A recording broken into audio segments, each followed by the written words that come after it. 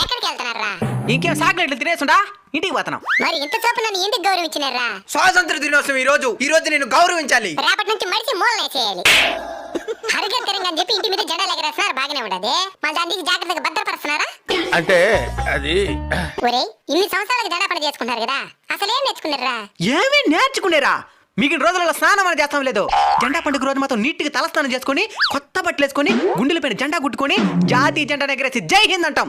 మళ్ళీ అట్టంత స్టేటస్లు పెట్టి రచ్చ రచ్చ చేస్తాం. ఇది దేశభక్తి. Of course.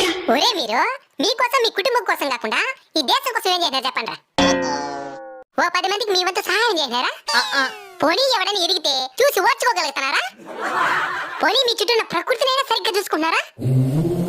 ఒక ముళ్ళు గుచ్చుకుంటే తట్టుకోలేరు మీరు. అలాంటిది ఎంతో మంది వాళ్ళ తలాన్ని తెంచుకుంటే కానీ మీకు ఈ స్వతంత్రం రాలేదు. దీన్ని సరిగ్గా ఉపయోగించుకోండి.